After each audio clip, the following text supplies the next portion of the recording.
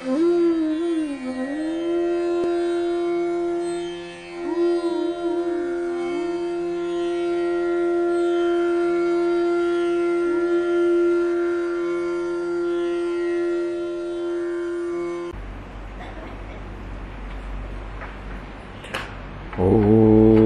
सहना भवतु सहनौ भुनक्तु सह वीर्यं करवावहै तेजस्विनावधीतमस्तु मा विद्विषावहै। ॐ शान्ति शान्ति शान्तिः। ॐ पूर्णमदः पूर्णमिदं पूर्णात् पूर्णमुदच्यते पूर्णस्य पूर्णमादाय पूर्णमेवावशिष्यते। ॐ शान्ति शान्ति शान्तिः। श्रुतिस्मृतिपुराणानाम् आलयं करुणालयं नमामि भगवत्पादं शङ्करं लोकशङ्करं शङ्करं शङ्कराचार्यं केशवं बादरायणं सूत्रभाष्यकृतौ वन्दे भगवन्तौ पुनः पुनः। ईश्वरो गुरुरात्मेति मूर्तिभेदविभागिने व्योमवद्व्याप्तदेहाय दक्षिणामूर्तये नमः।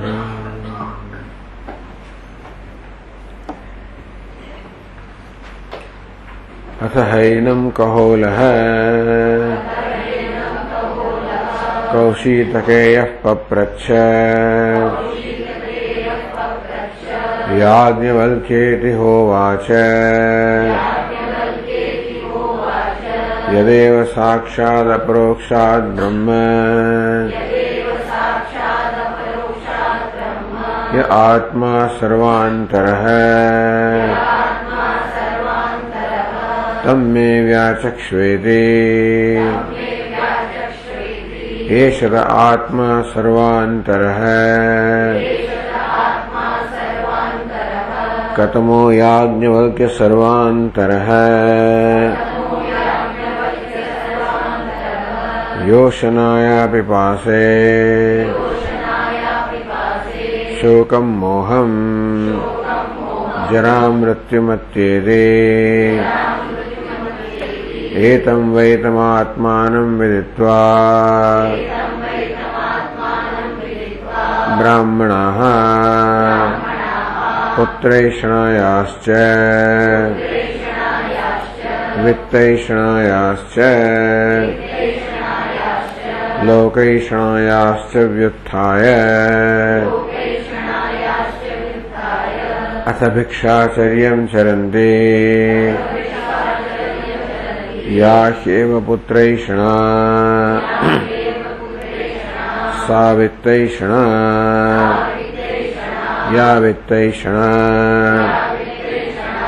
सा लोकैषणा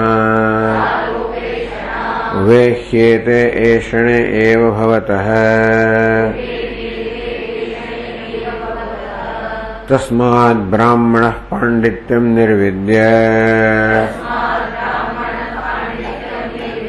बाल्येन तिष्ठासेत् बाल्यं च पाण्डित्यं च निर्विद्य अथ मुनिः अमौनं च मौनं च निर्विद्य अथ ब्राह्मणः स ब्राह्मणः केन स्यात् येन स्यात् तेन ईदृश एव अतोऽन्यदार्तं ततो कहोलः कौशीतकेयः उपरराम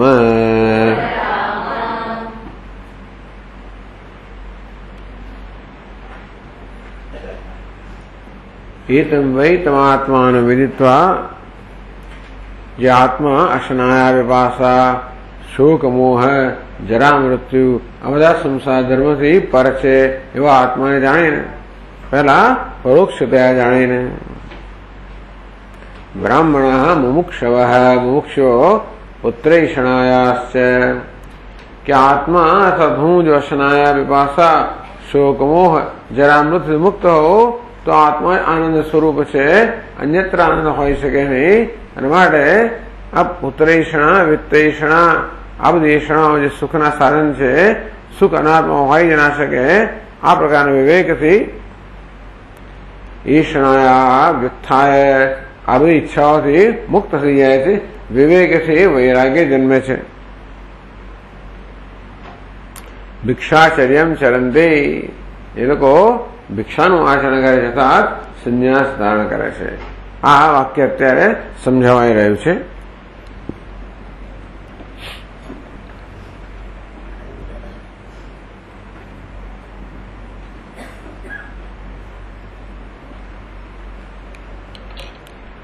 તો પહેલા ગ્રંથકારે બતાવ્યું કે જેમને સુખના સાધન માનવામાં આવે છે પણ કેવી રીતે વિયોગ દ્વારા અત્યંત દુઃખનું કારણ બને છે, અને જેમ દુઃખના સાધન માનવામાં આવે છે સંયોગ દ્વારા અત્યંત દુઃખનું કારણ બને છે। ચેતનાની તથા તદ્વત જડાન્યપી ચ સર્વદા, ચેતન હોય જીવો કે જડ તત્વ હોય, જંતુ યોગ વિયોગાભ્યામ પ્રીત્ય પ્રીતિ કરાણી છે। જે ચેતન હોય કે જડ હોય, જે પ્રિય હોય વિયોગ દ્વારા, અપ્રિય હોય સંયોગ દ્વારા, દહંતિ અવેતાન શાશ્વત સલભાન પાવકો યથા, હંમેશા મનુષ્યને જ્વલન કરતા જ હોય છે। સંયોગ વિયોગ ચાલ્યા જ કરતા હોય છે, એક અથવા બીજા પ્રકાર દુઃખ આવ્યા જ કરતું હોય છે। અગ્નિ જે સતત પેલા પતંગિયાનો બાળતો હોય તેવી રીતે આ સંતાપ સતત મનુષ્યને જ્વલન કરતો હોય છે। પુત્રાવિત્તાને લોકાશ્ચ શરીરમ બાંધવમ, પુત્ર હોય વિત્ત હોય લોક હોય શરીર હોય બંધુ હોય, એતે દુઃખ કરા સર્વે દૃશ્યંતે સર્વજંતુભિ, કોઈ કોઈ સંજોગોમાં બધા જ દુઃખ કરનારા હોય છે, તો બધા જ જીવોનો અનુભવ છે। यद्यत् कर्तुम प्रवृत्त सन अशक्यात विनिवर्तते, જે પ્રવૃત્તિ કરતા હોઈએ આપણે કશું સિદ્ધ કરવા માટે એ અશક્ય હોવાને કારણે એમાંથી આપણે નિવૃત્ત થવું પડે। ઈચ્છા સહિત તત્ત દુઃખ મુક્ત મનીષિભિ, ઈચ્છા સહિત કર્તુમ પ્રવૃત્ત, ઈચ્છા સહિત જે કર્મ પ્રવૃત્તિ હોય, નિષ્કામ કર્મ દુઃખ નથી આપતો, પણ જે કર્મ ઈચ્છાથી પ્રેરણા કરવામાં આવતો હોય એ જો ઈચ્છા પૂરી ન થાય તો દુઃખનું કારણ બને। એટલે ઈચ્છાનું પૂરી ન થવું એ દુઃખનું કારણ છે। પ્રવૃત્તિમ કુરુતે શાશ્વત ઉપકારાપકારયોઃ શત્રુમિત્રાર્થવત્રાયમ અશક્ત્યા વિનિવર્તતે, મનુષ્ય સતત શત્રુ પર અપકાર કરવો, મિત્ર પર ઉપકાર કરવો, આ પ્રકારની પ્રવૃત્તિ કર્યા જ કરતા હોય છે। અશક્ત્યા, ઘણી વાર આપણે અશક્ત હોઈએ છીએ, ટૂંકમાં જે કરવું એ કરી શકતા નથી, તો આ પ્રકારે ઈચ્છા પૂરી ન થવાથી, પ્રયત્ન સફળ ન થવાથી દુઃખ જન્મતો હોય છે। શરીરેન્દ્રિયાશયમ ક્વચિત ક્વાપી સુતાદિયા અશક્યેચ્છા વિઘાતસ્યાત દુઃખમિચ્છા વધેર મહત, ઈચ્છાની અવધિ આવી જાય, ઈચ્છાનો પદાર્થ હોય એ પ્રાપ્ત કરવો અશક્ય હોય ત્યારે અશક્ય ઈચ્છા વિઘાત સ્યાત, અશક્ય ઈચ્છા પૂરી ન કરી શકાય એવી ઈચ્છામાં જે વિઘાત આવે એનો આઘાત જે આવે એ બધા શરીર ઇન્દ્રિય ક્યારેક એટલે અહંકાર સુત વગેરે મમકાર આ બધા જે છે એ અનેક પ્રકારના દુઃખ આપનારા બની રહે છે।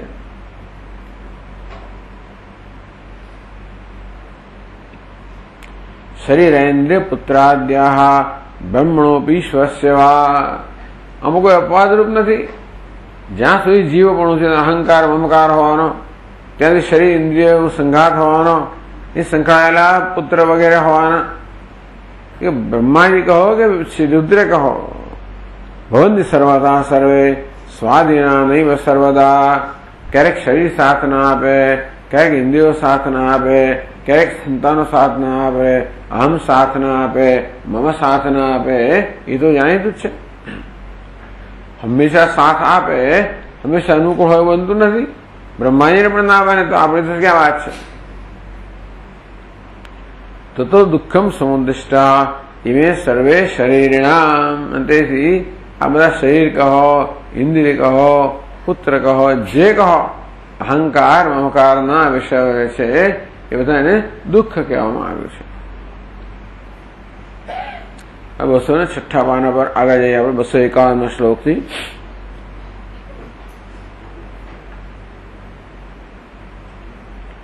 एवं अनात्मने दुःखत्वम् उक्त्वा सुखत्व व्यतिरेकमपि तेषां स्फुटयते.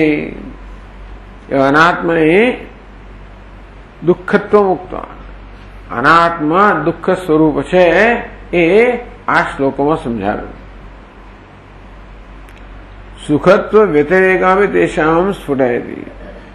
અનાત્મા સુખ નથી. ચાલો કોઈ કે અનાત્મા દુઃખ છે પણ સુખ પણ હોય તો ચાલો વાંધો નહીં, પણ નહીં, દુઃખ છે અને સુખ નથી, એ પણ હવે સમજાવે છે.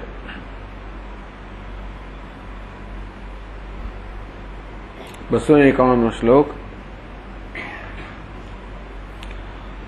સુખત્વં વિદ્યતે નૈવ વસ્તુનઃ કસ્યચિત ક્વચિત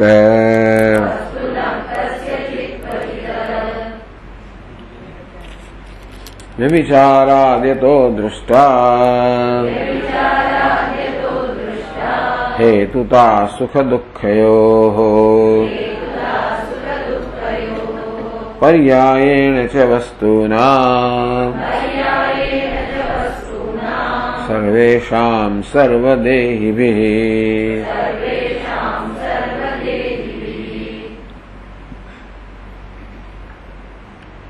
सुखत्वं विद्यते नैव वस्तुनः कस्यचित् क्वचित्. कस्यचित् वस्तुनः क्वचित् सुखत्वं नैव विद्यते. कस्यचित् वस्तुनः कोई पण वस्तु હોય ક્યાંય કશાયમાં સુખત્વમ નૈવ વિદ્યતે. કોઈ પણ વસ્તુમાં સુખનો લેશ પણ હોતો નથી. અનાત્મામાં સુખનો લેશ પણ હોતો નથી. પૂતઃ શા પરથી કહો છો ભાઈ કે અનાત્મામાં કોઈ વસ્તુમાં સુખ હોતું જ નથી? કે સુખત્વમ વિનાપી અવસ્થાનુરૂપાદ વ્યભિચારાત. ઘણી વસ્તુઓ સુખત્વ રૂપ સુખત્વમ વિનાપી, ઘણી વસ્તુ હોય પણ સુખ નથી હોતું. જો વસ્તુમાં સુખ હોય તો વસ્તુ હોય ત્યારે સુખ હોવું જ જોઈએ ને. જો મધમાં મીઠાશ હોય તો મધ હોય તો મીઠાશ હોવી જોઈએ. મરચામાં તીખાશ હોય, મરચું તો તીખું હોવું જોઈએ. તે વસ્તુમાં સુખ હોય તો વસ્તુઓ તો સુખ હોવું જ જોઈએ. એવો નિયમ તો હોવો જોઈએ ને. તો કહે છે કે સુખત્વમ વિનાપી અવસ્થાનુરૂપાદ વ્યભિચારાત. વસ્તુ છે પણ સુખ નથી, એને કહેવાય વ્યભિચાર. વ્યભિચાર એટલે કોઈ નિયમ નથી. જો નિયમ હોય કે મદ હોય તો હંમેશા ગળપણ હોય તો પછી આપણે નિયમ, તો પછી આપણે કહી શકીએ કે આ ગળપણ મદનો સ્વભાવ છે. તે જ રીતે કોઈ વસ્તુ હોય અને સુખ હોય જ, એવો જો નિયમ હોય તો જ કહી શકીએ કે સુખ એ વસ્તુનું સ્વરૂપ છે. કોઈ વ્યક્તિ હોય, વસ્તુ હોય, સ્થળ હોય, કાળ હોય, ગમે તે કોઈ બનતું હોય છે કે વસ્તુ હોય પરંતુ સુખ ના હોય. વ્યભિચારે બી કેમ માનવી છે? આ વ્યભિચાર છે એટલે કે હંમેશા એમનો કો એક્ઝિસ્ટન્સ, સહ અસ્તિત્વ હોતું નથી.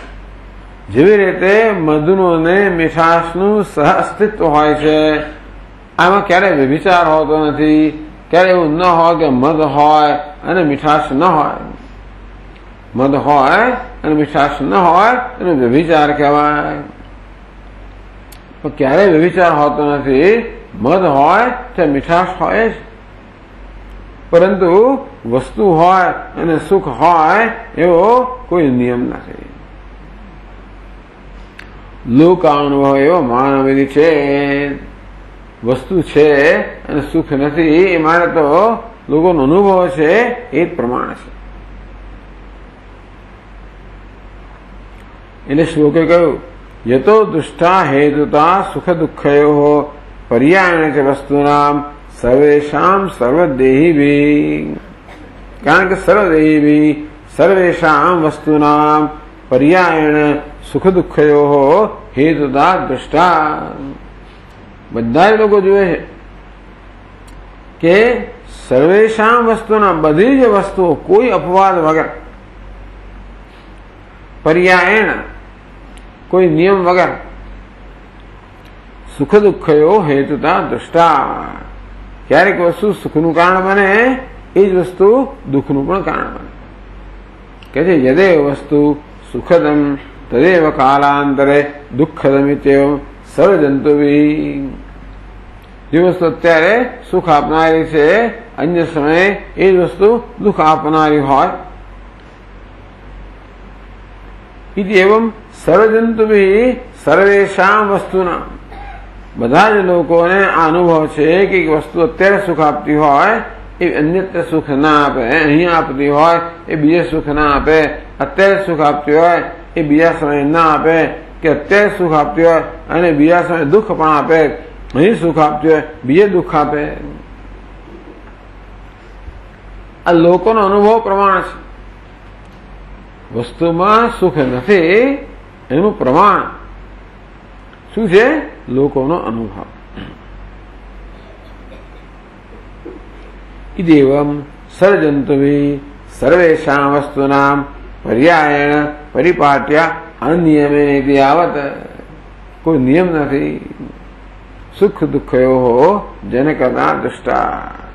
દરેક વસ્તુ ક્યારેક સુખ જન્માવનારી હોય છે એ ક્યારેક દુઃખ જન્માવનાર. કોઈ નિયમ નથી. પાછું એક વાર સુખ જન્મ્યું એટલે બીજો દુઃખ જ જન્મશે એવું નથી. એવું કશું નિયમ હોય તોય પણ આપણે કઈક આ સ્વભાવ છે.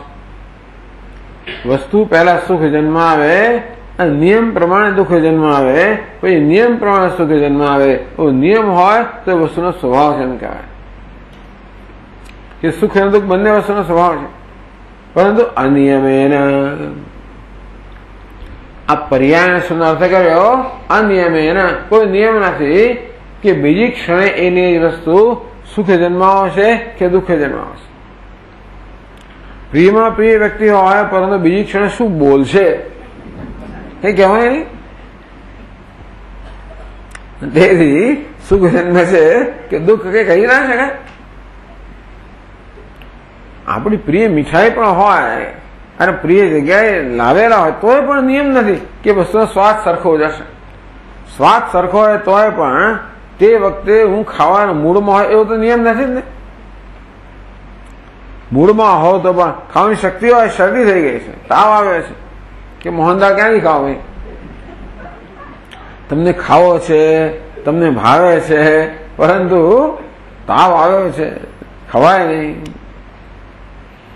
એટલે કોઈ જાતનો નિયમ નથી કે તમારી અત્યંત કહેવાતી પ્રિય વસ્તુ પણ તમને નિયમ પ્રમાણે સુખ આપશે એવું આપણે જોયું નથી, આપણો અનુભવ નથી. સુખ દુઃખયો જનકતા દ્રષ્ટા. એટલે જ કહેવામાં આવે છે કે સુખ એ કોઈ વસ્તુનો સ્વભાવ નથી, તેમ દુઃખ પણ કોઈ વસ્તુનો સ્વભાવ નથી. દુઃખ પણ શું છે? એ મનનો માત્ર પ્રત્યાઘાત છે. તો સુખ ક્યારે જન્મે? આપણું મન કોઈ વસ્તુને અનુકૂળ એ પ્રકારની છાપ લગાવે પછી એના અનુભવથી સુખ જન્મે. આપણું મન જયારે કોઈ વસ્તુ મળે આ પ્રતિકૂળ એવી છાપ લગાવે ત્યારે દુઃખ જન્મે. એટલે મન શું કરશે શું ખબર પડે? અત્યારે અનુકૂળતાની છાપ લગાવે એ જ મને વળી પાછું અન્યત્ર એને જ મળે પ્રતિકૂળતાની છાપ લગાવે. અહીં નહીં જોયા ભાઈ, તો ઘરે બરોબર, અહીંયા નહીં. ઓફિસમાં આવે મહાત્મા માથાકૂટ નહીં કરવાની, ઘરે બરાબર છે, ઓફિસમાં નહીં. ઓફિસમાં રોજ ઘરે હું આવી ગયો, માથાકૂટ ના કરશો. અહીં બરોબર હોય તો ત્યાં બરોબર નથી.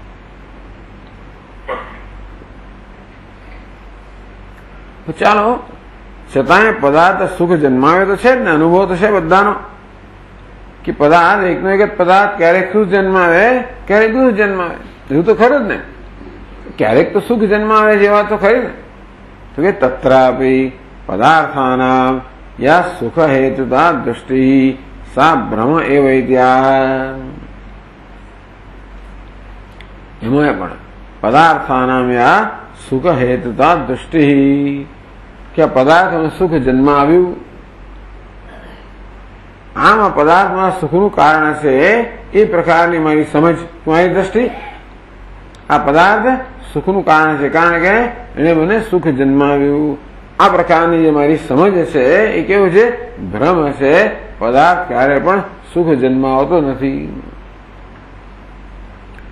સુખ જન્માવતો જણાતો હોવા છતાં વાસ્તવમાં એ સુખનો માત્ર દેખાવ કરતો હોય છે. આપણું પોતાનું સુખ આપણને પાછું આપતો હોય છે. એટલે 207મા પાના પર 292 શ્લોકમાં કહે છે, યત્રાપિ સુખ હેતુર્હે દૃષ્ટં તત્રાપિ નાસ્ય તત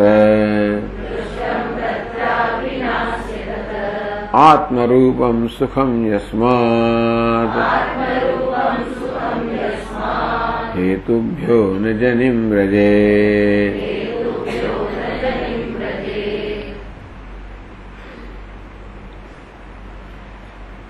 યત્રાપि સુખ હેતુ દૃષ્ટમ તત્રાપि અસ્ય તત્ન. જ્યાં આગળ સુખ હેતુ એટલે સુખનું કારણ, જ્યાં આ પ્રકારની આપણી આવી દ્રષ્ટિ હોય કે સમજ હોય કે અભિપ્રાય હોય કે આ સુખનું કારણ છે, કારણ કે એને સુખ જન્માવે છે, એ મારો અભિપ્રાય છે આ વસ્તુ માટે, એ પણ ખરેખર ભ્રમ છે. હું જ્યાં સુખ છે માનું છું ત્યાં સુખ નથી.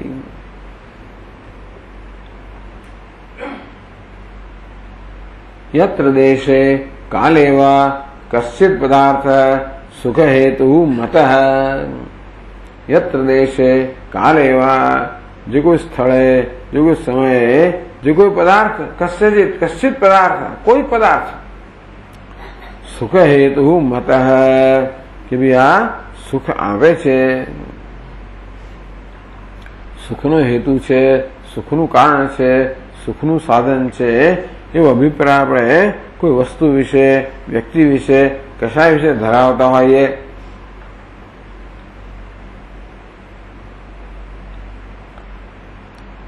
તત્રાપि તત્સુખમ અસ્ય સુખ હેતુતયા અભિમત પદાર્થસ્ય કાર્યતયા ન દૃષ્ટમ પ્રમાણેન ન ગૃહીતમ.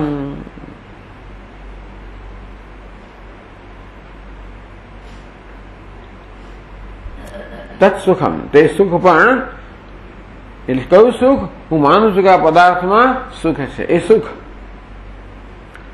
અસ્ય સુખ હેતુતયા અભિમત પદાર્થસ્ય, કે આ પદાર્થ જેનું સુખનું કારણ માનું છું, કાર્યતયા હંમેશા સુખ જન્માવે છે એવું જોવામાં આવતું નથી. ન દુષ્ટમ પ્રમાણેન ન ગૃહીતમ. પ્રત્યક્ષ પ્રમાણ, અનુમાન કહો, શાસ્ત્ર કહો, આનું કોઈ એમ નથી કહેતો આપણને કે આ પદાર્થ સુખ સ્વરૂપ છે.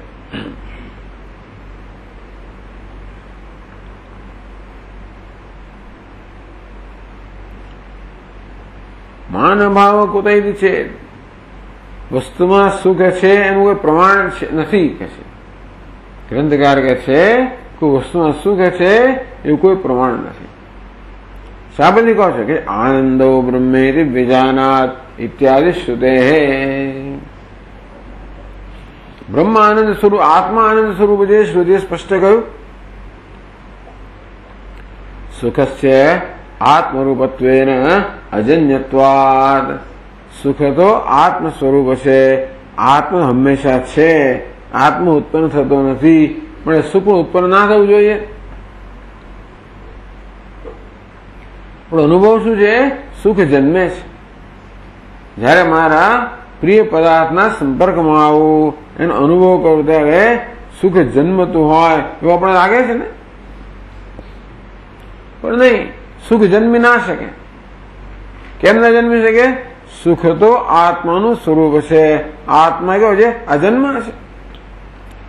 ન જાયતે મ્રિયતે વા કદાચિત. ક્યારે પણ આત્મા જન્મતો નથી, મરતો પણ નથી. એટલે સુખનો ક્યારેય પણ જન્મ થવો ના જોઈએ, સુખનો ક્યારેય નાશ પણ ના થવો જોઈએ.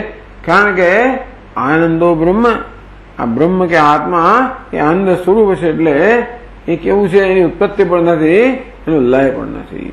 એ સદા પ્રકાશમાન છે, સદા વિદ્યમાન છે.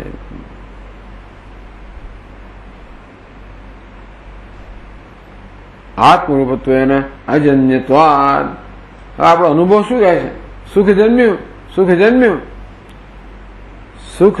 સુખનું જે સાધન છે એવા પદાર્થના અનુભવથી સુખ જન્મતો અનુભવ આપણને લાગે છે.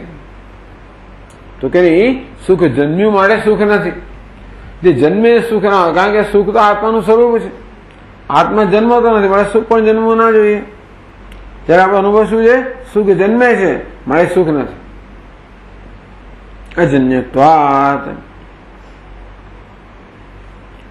यदि च सुखम जन्यम स्यात् तर्हि दुख रूपम एव स्यात्.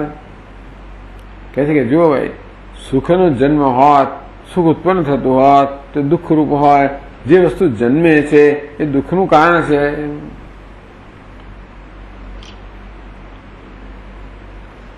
યદ મર્ત્યમ તદ દુઃખાત્મકમ તદ હેયમ. જે વસ્તુ જન્મે છે એ વસ્તુ મૃત્યુ પામવાની છે, નાશ પામવાની છે. જે વસ્તુ જન્મથી સુખ આપતી હોય એ જ વસ્તુ નાશ દુઃખ આપવાની જ છે. જે જન્મથી સુખ આપતો હોય નાશથી સુખ આપે.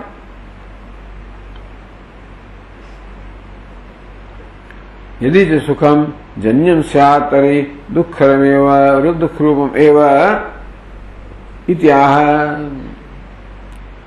जो सुख કહે જન્મતું હોત, આ તો ગ્રંથકાર કહે સુખ તો આત્માનું સ્વરૂપ જન્મે નહીં, પણ આપણો અનુભવ થાય સુખ જન્મે છે. જો સુખ જન્મતો હોત તો સુખ પણ દુઃખ રૂપ જ હોત. જે વસ્તુ જન્મે એ દુઃખ રૂપ હોય. તો 253 શ્લોકમાં કહે છે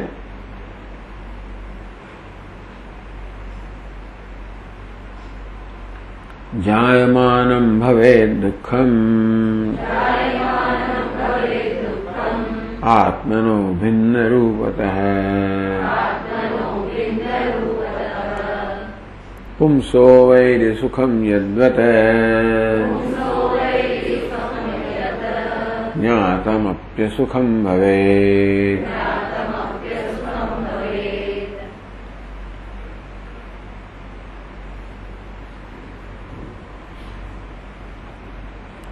જાયમાનમ ભવેદ દુઃખમ. જે જન્મે છે દુઃખ રૂપ છે. કેમ? આત્મન ભિન્ન રૂપતઃ. શાસ્ત્ર કહે છે કે માત્ર આત્મા જ સુખ સ્વરૂપ છે. અંતેથી જે કોઈ વસ્તુ આત્માથી ભિન્ન અનાત્મ હોય એ દુઃખ, એ સુખથી વંચિત, સુખથી વિહીન હોય. આત્મા સુખ સ્વરૂપ છે માટે આત્માથી અન્ય કોઈ વસ્તુમાં સુખ હોય જ ના શકે.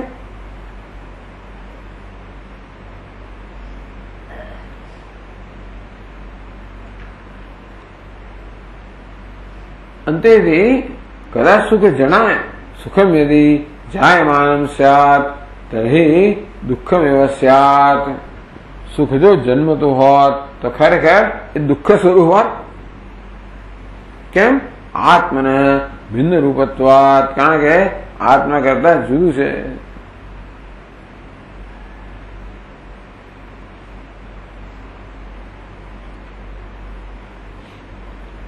यत्र यत्र आत्म भिन्नत्वम तत्र तत्र दुःखत्वम इति. જો કોઈ વસ્તુ આત્માથી ભિન્ન છે એ દુઃખ સ્વરૂપ જ હોય કે સુખ તો આત્મામાં જ છે. માટે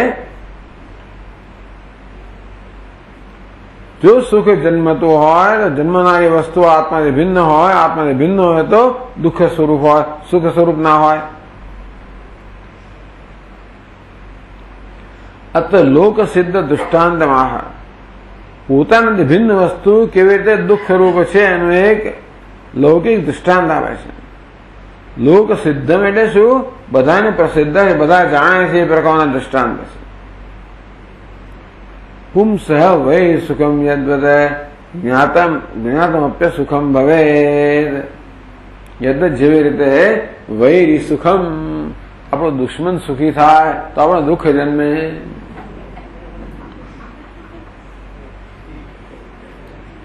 યથા વૈરી સુખમ સુખત્વેને જ્ઞાતમપી. આપણો દુશ્મન સુખી થાય જોઈએ કે સુખ છે એમ જાણવા છતાં પણ આત્મભિન્નત્વેન મારું સુખ નથી, એ તો એનું સુખ છે, એને આત્માથી ભિન્ન માનવામાં આવે છે. અને તેથી દુઃખત્વેન લૌકિક એનું ઉલટું મારા બળતરા થાય. મારો વૈરી હોય એ આગળ વધી જાય, એને સુખ પ્રાપ્ત થાય તો મારા હૃદયમાં બળતરા થાય. અનુભવ શું બતાવે છે કે જે વસ્તુ આત્માથી ભિન્ન છે એ ખરેખર દુઃખનું કારણ છે, સુખનું કારણ નથી.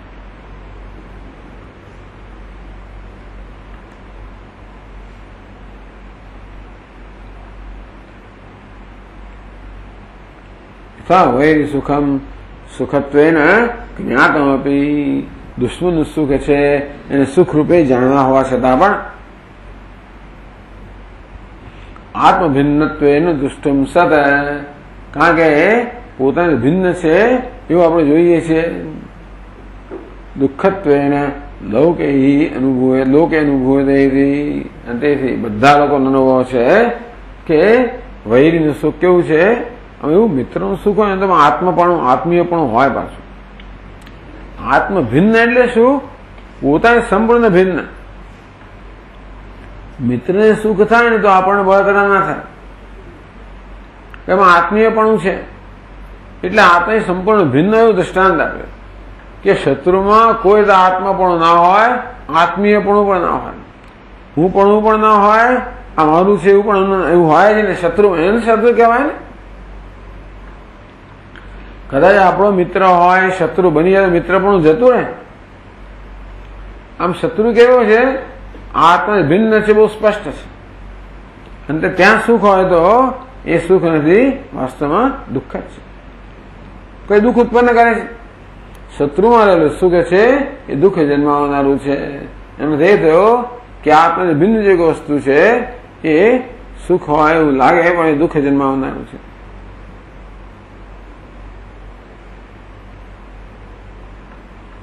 તમે જે કહેવો હોય કહો, પણ ભાઈ વિષયમાંથી સુખ મળે છે મારો અનુભવ છે. બાસુદી ખાઓ એટલે આનંદ ના આવે એ તમારો અનુભવ છે. સિનેમા ટીવી સિરિયલ જોતો હો તો આનંદ આવે અનુભવ છે. કથમ તરી વિષય સુખજનકત્વ અનુભવ લોકાનામ છે. તો એમ કહેતા હો કે જે વસ્તુ આત્માથી ભિન્ન છે એ દુઃખ સ્વરૂપ છે તો લોકાનામ અનુભવ, તો લોકોનો અનુભવ છે કે વિષય સુખ જન્માવે છે, પ્રિય વિષય સુખ જન્માવે છે. એ લોકોનો અનુભવ કેવી સમજાવશો તમે?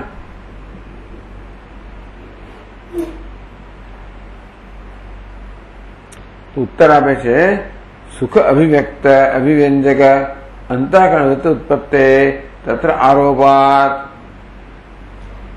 શું થાય છે કે જેને આપણે સુખનું સાધન માનીએ છીએ ને એ શું કહે? સુખ નથી આપતું, પરંતુ આપણા મનમાં પેલી વૃત્તિ ઉત્પન્ન કરે છે જે સુખને પ્રતિબિંબિત કરે છે. સુખ તો આત્માનો સ્વભાવ છે. એનો અનુભવ ક્યારે થાય? આપણું અંતઃકરણ જયારે અંતર્મુખ બને ત્યારે શાંત બને, શુદ્ધ બને, અંતર્મુખ બને ત્યારે જે આત્માનું સુખ છે એમાં પ્રતિબિંબિત થાય, ત્યાર પછી સુખનો અનુભવ થાય. એટલે જેનું આ પ્રિય કહું છે વસ્તુ શું કરે છે? સુખને પેલી વૃત્તિ જન્મ આવે છે. કઈ વૃત્તિ જન્મ આવે? જે વૃત્તિ સુખને પ્રતિબિંબિત કરનારી છે. બધી વૃત્તિઓ સુખને પ્રતિબિંબિત નથી કરનારી. કેટલીક સાત્વિક વૃત્તિઓ હોય જે અંતર્મુખ હોય એવી વસ્તુ એવી જે છે એ સુખ જન્માવનારી છે. સુખ ક્યાં છે? એ મનનો સ્વભાવ છે. આ વસ્તુ તો મનમાં એ વૃત્તિ જન્માવે છે, જે વૃત્તિમાં સુખનું પ્રતિબિંબ પડે છે. આ વસ્તુમાં સુખ નથી, આ શું નિમિત્ત છે? શું નિમિત્ત છે? પેલી વૃત્તિને જન્માવાનું નિમિત્ત. કેવી વૃત્તિ? જે સુખને પ્રતિબિંબિત કરનારી છે. કે સુખ અભિવ્યંજક અંતઃકરણ વિદ્યુત્પત્તે તત્ર આરોપાત. આપણે જયારે એમ કહીએ કે ભાઈ આમાં મને સુખ મળે, આ સુખનું સાધન છે, આપણે શું કરીએ છીએ? સુખનો આરોપ કરીએ છીએ એના પર. એનું કારણ છે. કેમ? કારણ કે એ વસ્તુ એ મારા મનમાં એ પ્રકારની વૃત્તિ જન્માવે છે જે વૃત્તિમાં સુખ પ્રતિબિંબિત થાય છે. તો આ વસ્તુ ઈચ્છા, આપણા મનમાં ઈચ્છા હોય તો મન ઈચ્છાને કારણે બહિર્મુખ હોય, ઈચ્છાના વિષયની અંદર કોઈને કોઈ પ્રકારની માથાકૂટ કરી રહ્યું હોય, ઈચ્છા નિવૃત્ત થઈ ગઈ તો મન શું થઈ જાય? પછી અંતર્મુખ બની જાય. ખરેખર સુખ છે ને જે ઈચ્છા નિવૃત્તિ. ઈચ્છા નિવૃત્તિ પણ મનની અવસ્થા છે. એ અવસ્થામાં આત્માના સુખનું પ્રતિબિંબ પડે, અંતર્મુખતા. જયારે જયારે મન અંતર્મુખ બને ત્યારે સુખને પ્રતિબિંબિત કરે, ત્યારે સુખનો અનુભવ થાય. એટલે 254 શ્લોકમાં કહે છે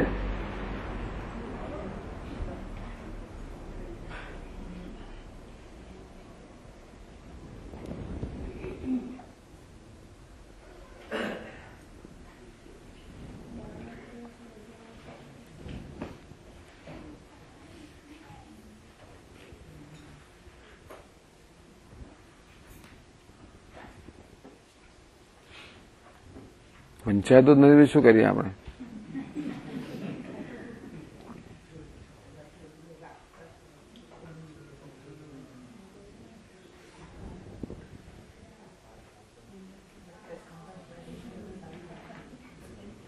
ટોર્ચ છે નહીં.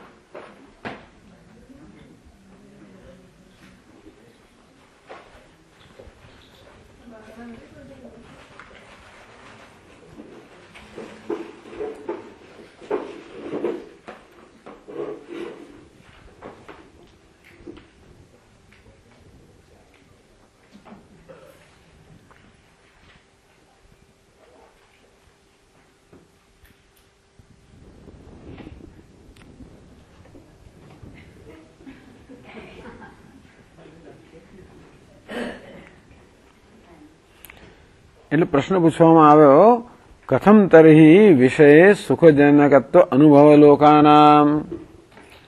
આપ કહો છો કે કોઈ અનાત્મામાં કોઈ વિષયમાં સુખ નથી,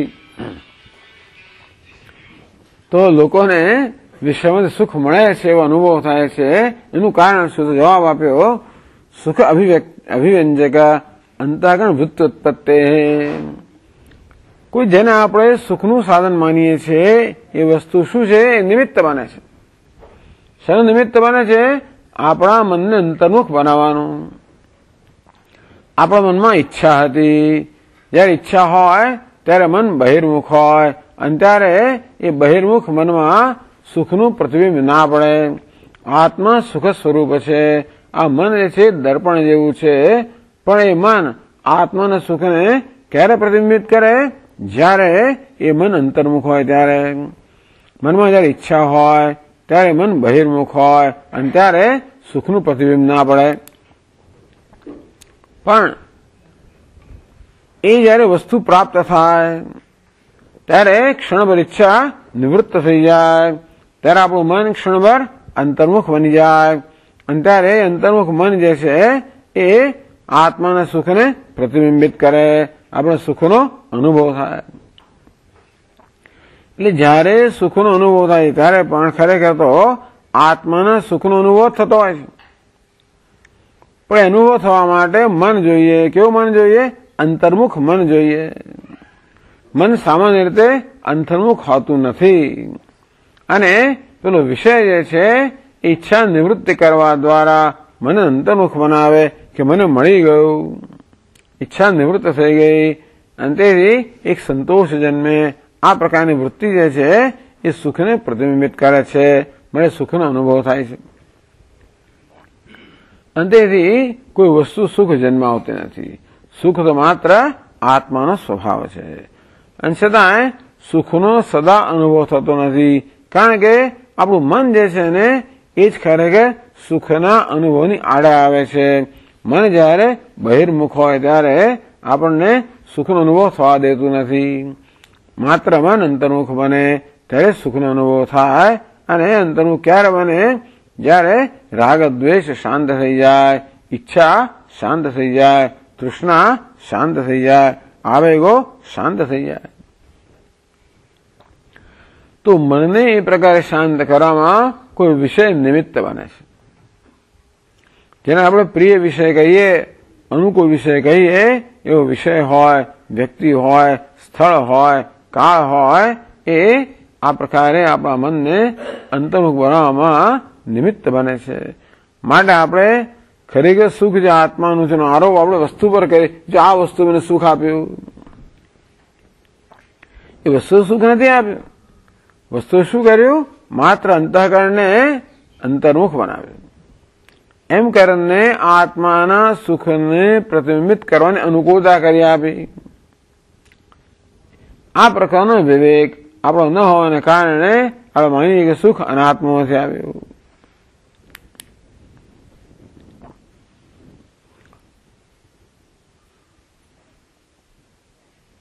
એટલે શ્લોક બોલો. તતોભિવ્યક્તિરેવાસ્ય સુખસ્યાત્મસ્વરૂપિણઃ કારણૈર્લેશતો યદ્વત ખદ્યોતૈર્નભસો નિશી.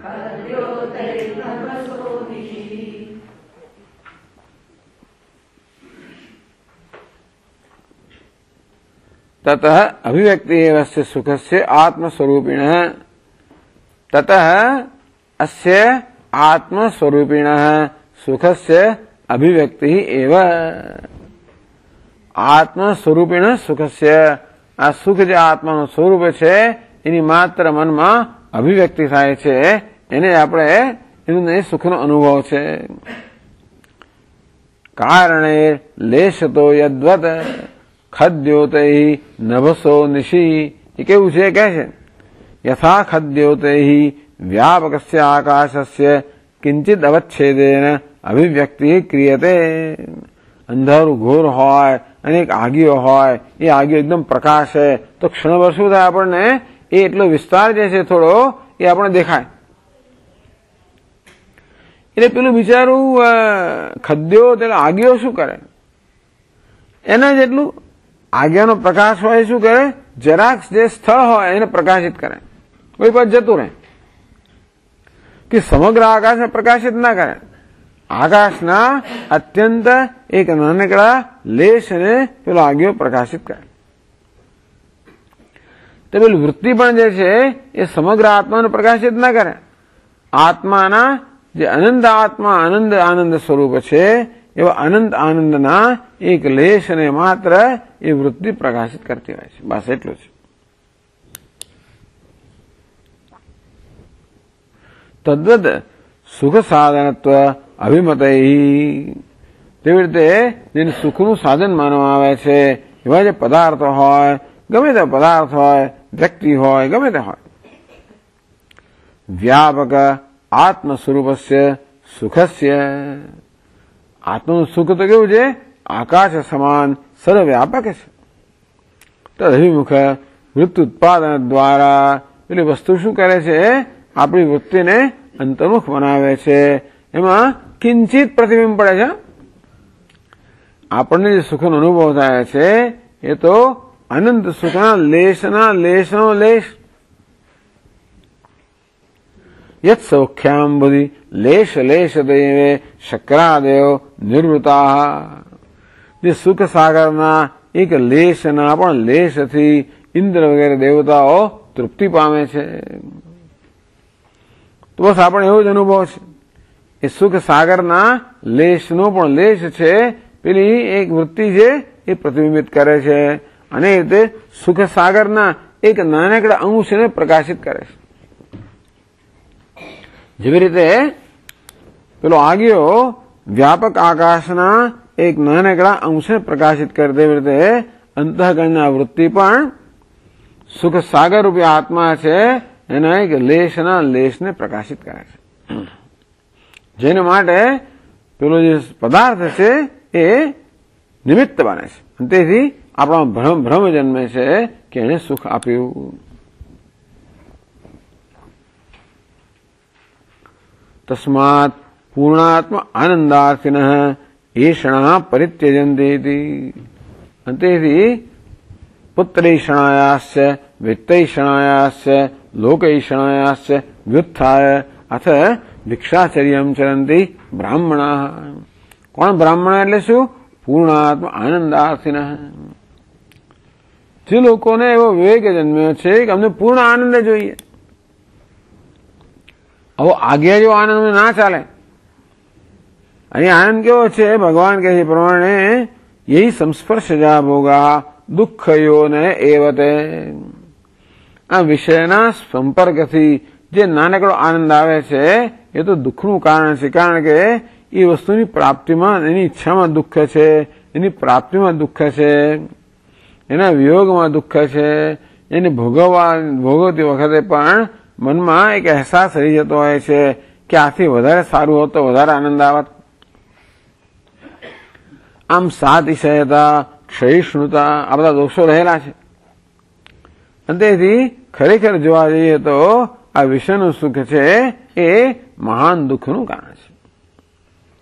તેથી જે લોકોને અનંત આનંદની ઝંખના હોય, પૂર્ણાત્માનંદાર્થિના, જેમને જીવનમાં કોઈ વિવેક નથી એ તો બિચારા પહેલા આનંદના લેશ માટે આખી જિંદગી ગાળવાના, કેટલું દુઃખ સહન કરવાના ને જરા જરા પછી એમાં પેલો આનંદ ભોગવવાના. દુઃખમ દુઃખમ દુઃખમ દુઃખમ દુઃખમ સુખમ દુઃખમ દુઃખમ દુઃખમ દુઃખમ સુખમ એ પ્રકારે દુઃખની પરંપરામાં સુખનો એક લેશ બિચારા માણે એમ આખી જિંદગી પસાર થઈ જાય. કઈ કશી વસ્તુ મેળવવા બહુ પ્રયત્ન કરવો પડતો હોય છે. તમે ચૂંટણી જીતો એ પહેલા કેટલો બધો પરિશ્રમ અને છેવટે ચૂંટણી જીત્યાનો આનંદ આવે ખરો, પણ એને મેળવવામાં કેટલો પરિશ્રમ. ચૂંટણી જીત્યા એટલે 10 જણ તમારો પગ ખેંચવા તૈયાર હોય બધા પાડવા માટે, અને એને જાળવવાનો પરિશ્રમ. અને કંઈક સરકાર બદલાઈ ગઈ, કંઈક પહેલા પોલીસ બદલાઈ, કંઈક બદલાવાનું ગયું આપણું પરિસ્થિતિ, તો વળી પાછી દુઃખ. અને તેથી મોટા ભાગના લોકો તો આ પ્રકારના સુખના લેશને મેળવવામાં જ પોતાનું જીવન બરબાદ કરી નાખે છે. પણ જે લોકો વિવેક જન્મે છે, પૂર્ણ આનંદાર્થિના, અમને તો પૂર્ણ આનંદ જોઈએ, અમને અનંત આનંદ જોઈએ, અમને અસીમ આનંદ જોઈએ, અમને આવા મર્યાદિત ભેળસેળ આનંદથી કોઈ પ્રકારનો સંતોષ નથી. એમને શું કરવું જોઈએ? ઈષણા પરિત્યજંતી યદુક્તમ તદ ઉપપન્નમેવ. એ લોકો ઈષણાનો ત્યાગ કરે છે એ કહેવામાં આવ્યું એ યોગ્ય છે. ચલો આજે આપણે અહીંયા જ સમાપ્ત કરશું, પછી આગળનો વિષય બદલાય છે એ આપણે આગળ જોઈશું. ઓમ પૂર્ણમદ પૂર્ણમિદમ પૂર્ણાત પૂર્ણમુદચ્યતે પૂર્ણસ્ય પૂર્ણમાદાય પૂર્ણમેવાવશિષ્યતે. શાંતિ શાંતિ शङ्करं शङ्कराचार्यं केशवं बादरायणं सूत्रभाष्यकृतौ वन्दे भगवन्तौ पुनः पुनः। ईश्वरो गुरुरात्मेति मूर्तिभेदविभागिने व्योमवद्व्याप्तदेहाय दक्षिणामूर्तये नमः। ॐ शान्ति शान्ति शान्तिः। हरि ओम् श्री गुरुभ्यो नमः। हरि ओम्।